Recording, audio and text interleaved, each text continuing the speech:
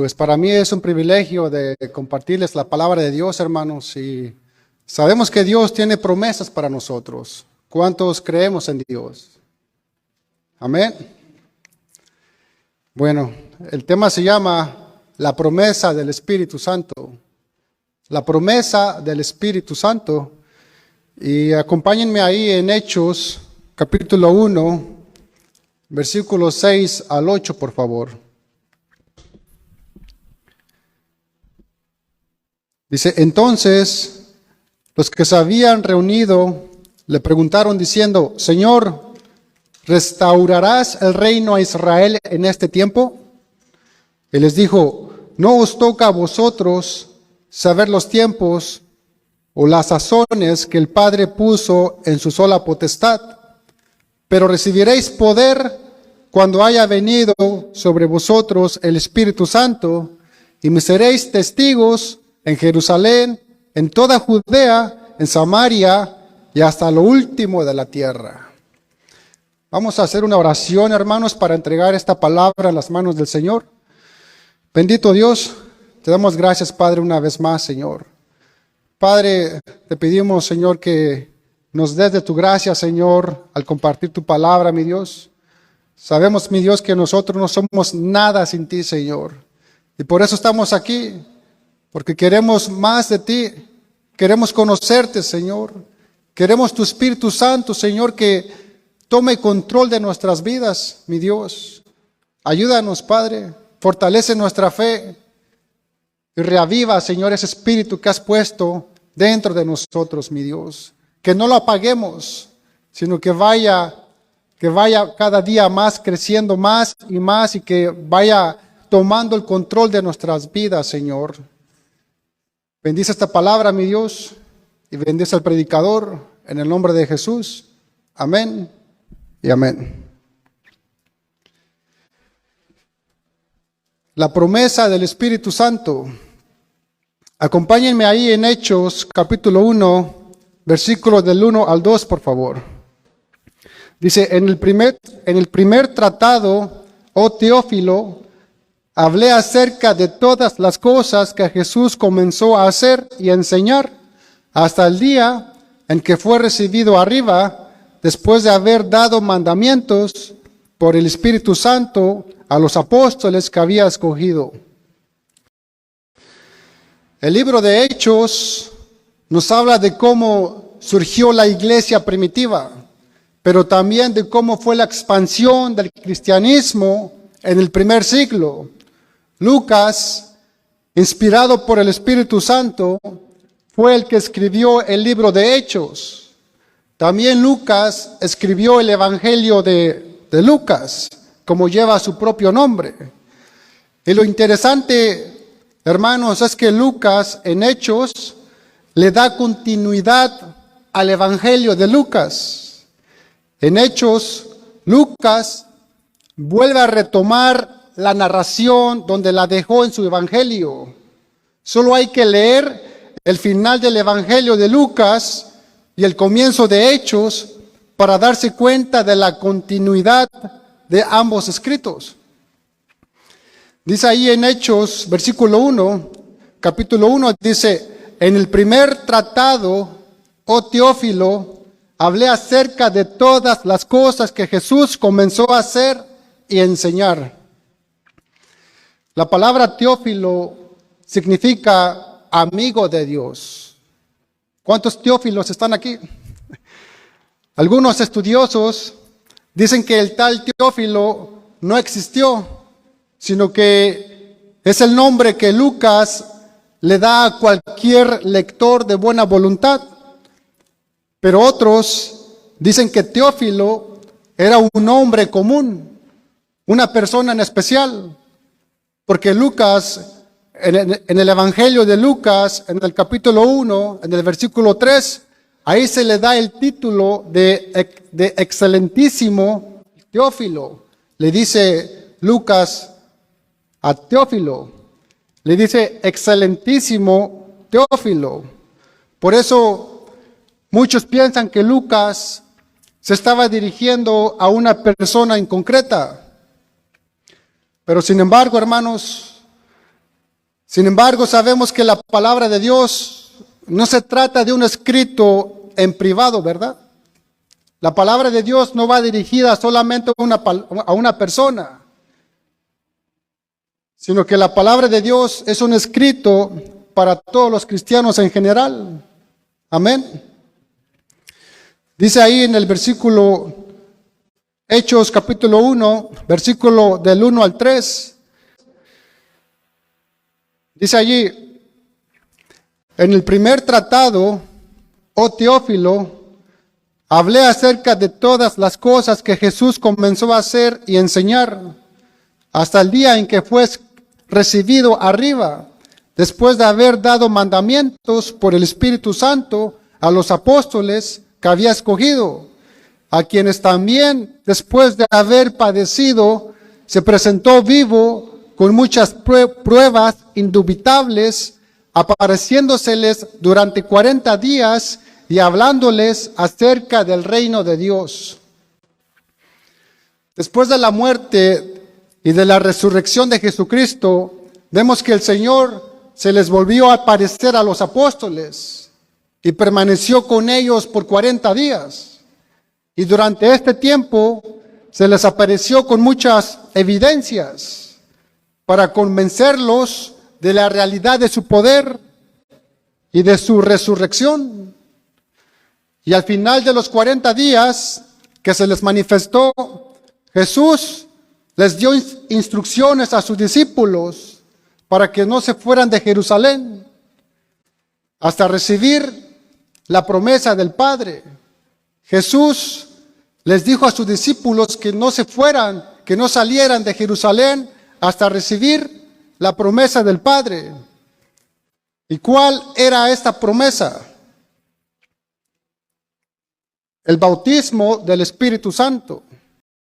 Y estando juntos, les mandó que no se fueran de Jerusalén, sino que esperasen la promesa del Padre, la cual les dijo, oísteis de mí, porque Juan ciertamente bautizó con agua, mas vosotros seréis bautizados con el Espíritu Santo dentro de no muchos días. Hermanos, para llegar a formar parte del cuerpo de Cristo, tenemos que ser bautizados por el Espíritu Santo. Esa palabra bautizar quiere decir sumergir, sumergirse. El bautismo por agua es externo, mas el bautismo del Espíritu es interno. El bautismo por agua es un símbolo del bautismo del Espíritu. El bautismo por agua precede a la persona a formar parte de la iglesia local. Es como, el bautismo por agua es como tu declaración de fe a la sociedad, al mundo, a tus vecinos, a tus compañeros. Mas el bautismo del Espíritu coloca a la persona en el cuerpo de Cristo. Es el Espíritu de Dios que coloca a una persona en el cuerpo de Cristo. Como dice ahí en 1 Corintios, capítulo 12, versículo 13. Dice allí, porque por un solo Espíritu fuimos todos bautizados en un cuerpo, sean judíos o griegos, sean esclavos o libres, y a todos se nos dio a beber de un mismo Espíritu. Por cierto, ¿cuántos ya se han bautizado por agua? ¿Cuántos han sido bautizados por el Espíritu? Hermanos, el apóstol Pedro dejó claro que el bautismo es un mandamiento para todas las personas. El bautismo es un mandamiento para todas las personas. Hechos 2, versículo 38. Dice allí, Pedro les dijo, arrepentíos y bautícese cada uno de vosotros en el nombre de Jesucristo para perdón de los pecados y recibiréis el don del Espíritu Santo. Dice Pedro, Dice Pedro que cada persona debe ser bautizada para la remisión de sus pecados. Solamente así podremos ser verdaderamente miembros de la iglesia de Jesucristo. Los dos bautismos son importantes, pero el bautismo del Espíritu Santo, hermano, es esencial. Porque cuando uno es bautizado con el Espíritu, recibe fuerza, recibe poder de parte de Dios para llevar a cabo su obra. Fíjese que uno mismo sabe si ha experimentado el bautismo del Espíritu Santo. ¿Sabe por qué? Porque nuestra vida cambia de un solo golpe. Nuestra vida cambia radicalmente cuando somos bautizados por el Espíritu Santo. Solo tenga en cuenta que esto no necesariamente pasa así con todos los que se arrepienten, Algunos deben esperar y pasar por un periodo seco antes de ser bautizados con el Espíritu. Persevere, hermano. Persevere si usted no ha sido bautizado con el Espíritu. Hubo un momento al comienzo de la historia del cristianismo en que la iglesia primitiva todavía no había recibido el Espíritu Santo hasta el día de Pentecostés. Pero una vez que Cristo ascendió al cielo, envió la promesa del Padre. Hechos 1:4, por favor. Dice ahí en el versículo 4, dice, y estando juntos, les mandó que no se fueran de Jerusalén, sino que esperasen la promesa del Padre, la cual les dijo, oístes de mí. Hermanos, desde que el Señor envió al Espíritu Santo, el Espíritu Santo está obrando en nuestras vidas. Y una de las funciones del Espíritu Santo es que nos convence de pecado. El Espíritu Santo te convence de pecado. Juan 16:18 dice, y cuando Él venga, convencerá al mundo de pecado, de justicia y de juicio. También el Espíritu Santo nos guía a Cristo y nos enseña. Dice Juan capítulo 14, versículo 26, dice allí, mas el Consolador, el Espíritu Santo, a quien el Padre enviará en mi nombre, Él os enseñará todas las cosas y os recordará todo lo que yo os he dicho, dice el Señor. Por eso, hermanos, es importante que busquemos el recibir del Espíritu Santo, si todavía no lo tenemos. Pero para poder recibirlo, es importante entender, hermano, que lo necesitamos. Pues si piensas que no lo necesitas, pues no lo buscarás. Pero si estás cansado de ser un cristiano débil y religioso de rutina, dominguero, tienes primero que comenzar en sumergirte en la palabra de Dios. Tienes primero que por comenzar en buscar a Dios en oración. Hay creyentes que todavía no reciben el Espíritu Santo o no son llenos de Él. ¿Saben por qué? Porque muchos demuestran que todavía están más preocupados por lo material que por lo espiritual. Hermanos, Jesús nos enseña que debemos poner a un lado la mentalidad material si quieres recibir lo espiritual.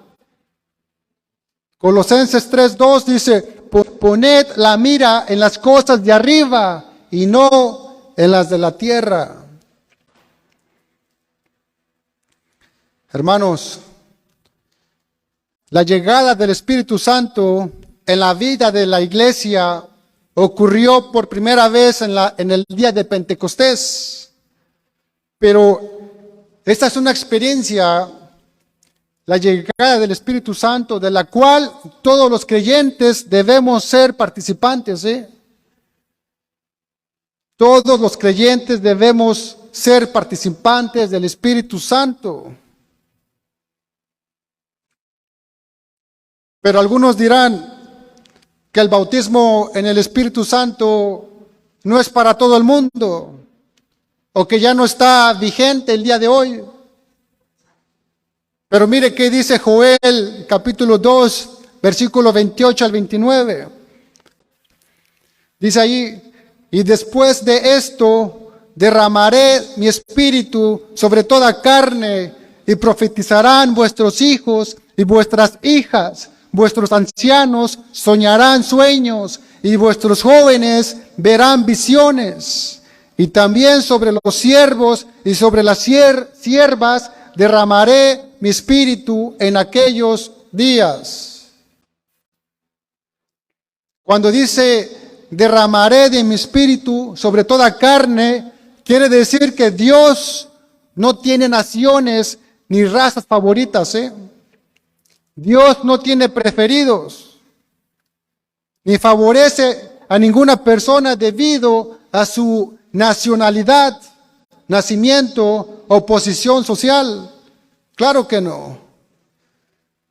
Dios no hace acepción de personas, sino que Dios favorece y acepta a los que se vuelven de su pecado y creen en Jesucristo. Amén. Dice en Hechos capítulo 2, versículos 17 al 18.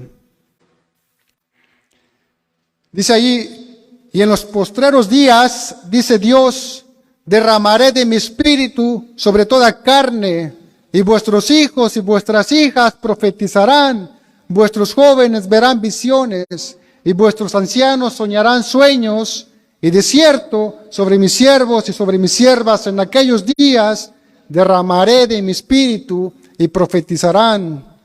Aquí Pedro está citando las mismas palabras del profeta Joel, que el Señor derramaría de su espíritu sobre toda carne. ¿Y en cuál tiempo? ¿En cuál tiempo? En los postreros días. Ya estamos en esos postreros días, hermanos. Cuando dice toda carne, se refiere a todos, a todos, tanto jóvenes como mujeres y ancianos. Nadie quedaría por condición personal excluido de aquella bendición que alcanzaría a todos, hombres y mujeres. ¿Sí sabe que no hay hijos de Dios? ¿No hay hijos de Dios que no hayan recibido el Espíritu Santo? Juan 1:12 dice, mas a todos los que le recibieron, a los que creen en su nombre, les dio potestad de ser hechos hijos de Dios. Dice que solo los que creen en su nombre son verdaderamente hijos de Dios. Esto quiere decir que solo el Espíritu Santo sería derramado sobre los creyentes que son hijos del Padre. ¿Cuántos hijos del Padre hay aquí? Amén. Versículo 5, Hechos 1, versículo 5, por favor. Porque Juan ciertamente bautizó con agua, mas vosotros seréis bautizados con el Espíritu Santo dentro de no muchos días. Hermanos, cuando uno es bautizado con el Espíritu, lo primero que hace el Espíritu en nuestras vidas es traer orden. El Espíritu trae orden en nuestras vidas. Uno de los problemas de las iglesias es que hoy piensan que el espíritu es emocionalismo, que debemos ponernos contentos. Al fin y al cabo, sentirnos bien, eso es lo que importa. Hay iglesias que el emocionalismo y el bienestar individual parece ser lo único que cuenta últimamente. Hermanos, la obra del Espíritu Santo no produce meros cambios temporales, El Espíritu Santo no produce cambios temporales en nuestras vidas, sino profundas transformaciones permanentes. Amén. Primera de Juan 4:1 dice: amados, no creáis a todo espíritu, sino probad los espíritus si son de Dios, porque muchos falsos profetas han salido por el mundo. Dios es un Dios de orden, no de desorden. Y lo primero que Dios necesita hacer en nuestra vida, hermano, es poner orden para poder bendecirnos. Porque de nada serviría que el Señor nos dé todo lo que estamos suplicando si lo vamos a perder por el desorden que reina en nuestra vida. El Espíritu Santo es orden, no desorden. Pero últimamente está de moda en las iglesias, el soplar, el tumbar, el morirse a carcajadas, el gritar, el correr, el danzar. Miembros de las iglesias dicen: yo danzo porque me toma el espíritu. Yo me caigo al suelo porque me toca el espíritu. Hermanos, Dios muestra que es un Dios de orden, no de desorden. Y a medida que nos acercamos más a Dios, nuestras vidas también serán más ordenadas. Y este orden no lo podemos conseguir por nosotros mismos, Este orden no lo podemos conseguir por nuestras propias fuerzas, al menos que sea por la ayuda del Espíritu Santo obrando en nosotros. Amén. Versículos 6 al 8, por favor. Dice: entonces los que se habían reunido le preguntaron diciendo: Señor, ¿restaurarás el reino a Israel en este tiempo? Y les dijo: no os toca a vosotros saber los tiempos o las sazones que el Padre puso en su sola potestad, pero recibiréis poder cuando haya venido sobre vosotros el Espíritu Santo, y me seréis testigos en Jerusalén, en toda Judea, en Samaria y hasta lo último de la tierra. Cuando Jesús estaba por ir al Padre, les dijo a sus discípulos que no los dejaría solos, que Él enviaría al Consolador para que estuviera con ellos. Juan 16:7 dice ahí en el Juan 16:7, dice: pero yo os digo la verdad, os conviene que yo me vaya, dice el Señor, porque si no me fuera, el Consolador no vendría a vosotros, mas si me fuere, os lo enviaré. La palabra consolador en el texto griego tiene el significado de alguien que te ayuda, de alguien que consuela, que defiende.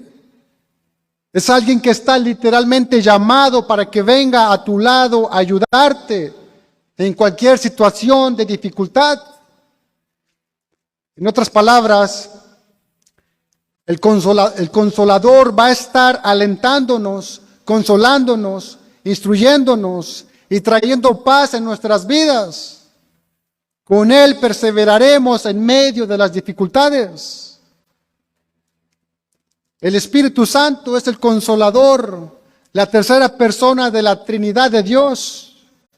Y está con todos aquellos y en todos aquellos que estamos en Cristo Jesús.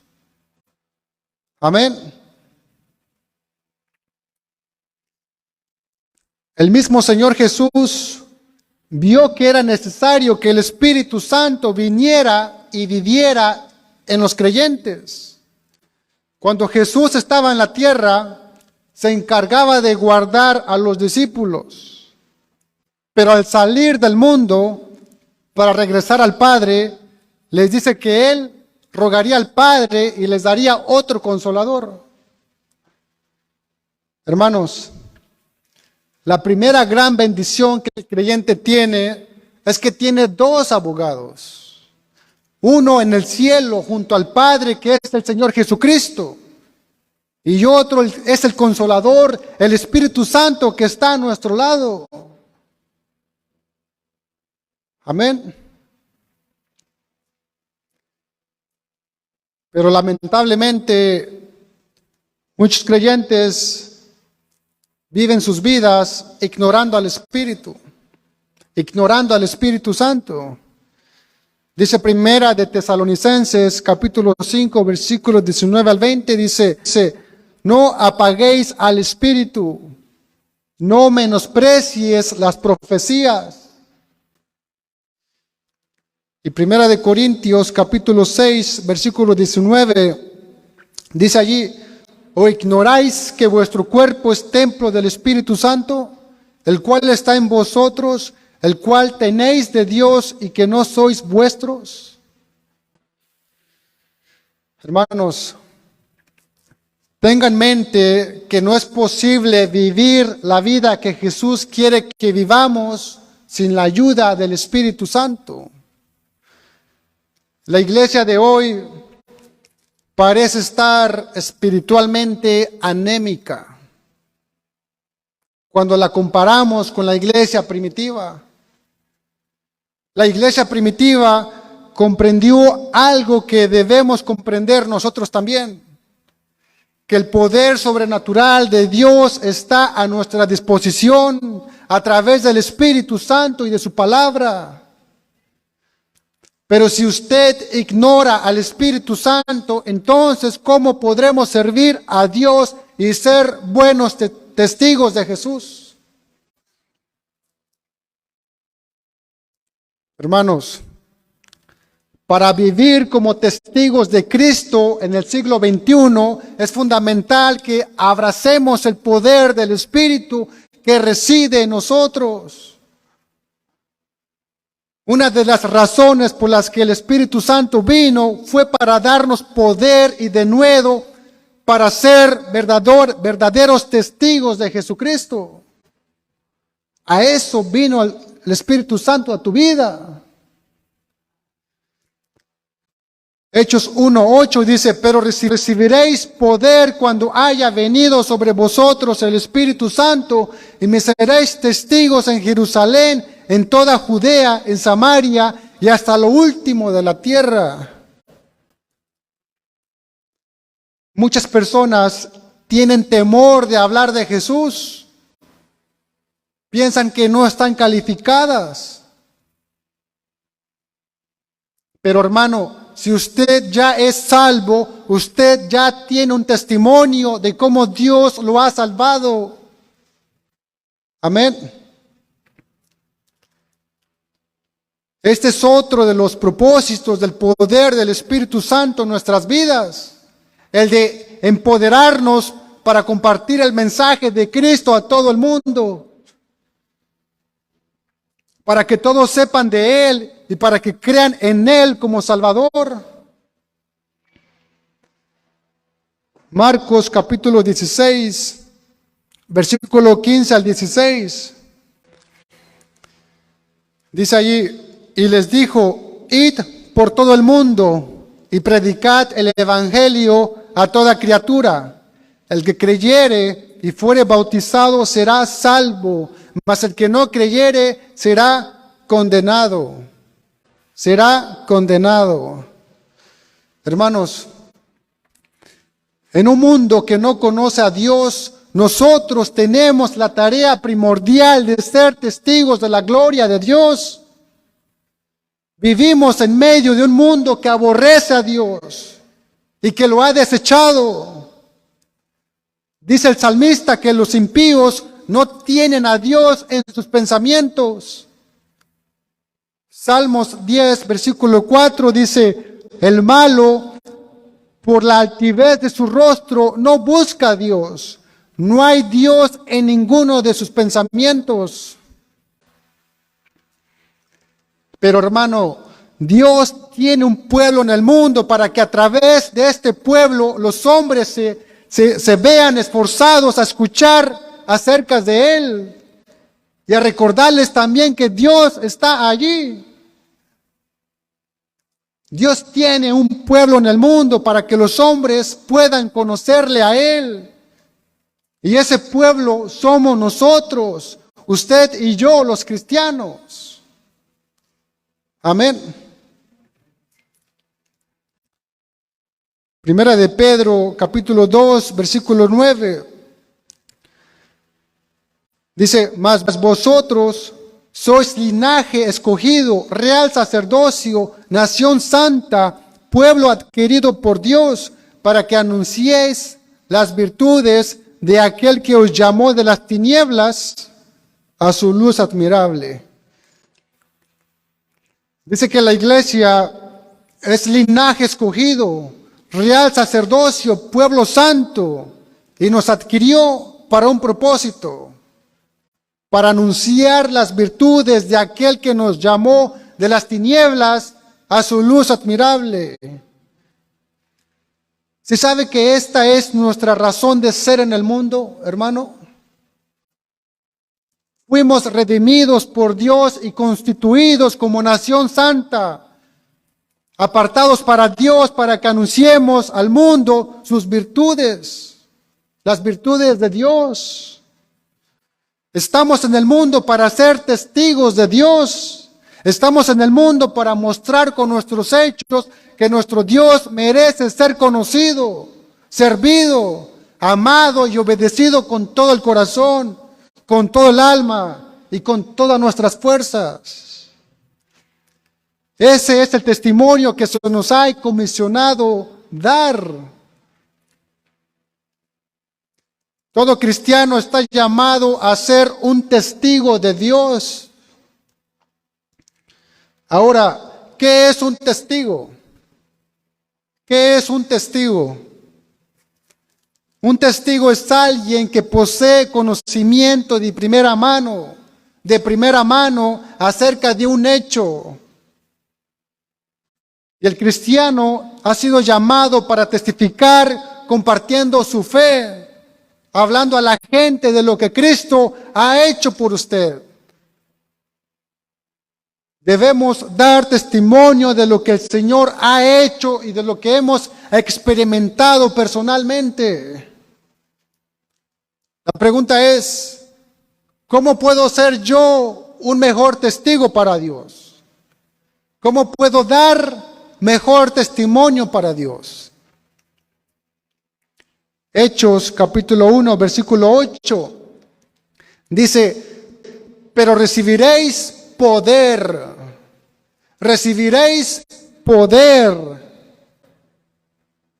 Hermanos, la palabra poder en el griego es dunamis, que traducido es dinamita. O sea que este poder por medio del Espíritu Santo es un poder explosivo, como dinamita, y que reside dentro del creyente para manifestar y proclamar el mensaje de Cristo. Hermanos, estamos aquí para dar a conocer a Dios al mundo. Pero el que no ha tenido un encuentro personal con Cristo Jesús, no puede ser testigo de Él. Amigo y hermano, como seguidores de Cristo, no podemos hacer nada aquí en la tierra sin tener el poder del Espíritu Santo en nuestras vidas. Por eso, iglesia, pidámosle al Señor que envíe la promesa del Espíritu Santo para que venga sobre nosotros y nos guíe, nos dé fortaleza para el cumplimiento de nuestra misión de ser testigos de Cristo. Y que su presencia nos capacite para llevar el Evangelio a quienes lo necesitan, para que el nombre de nuestro Señor Jesucristo sea glorificado en todas las naciones. Amén. Puede ponerse de pie, por favor, hermano.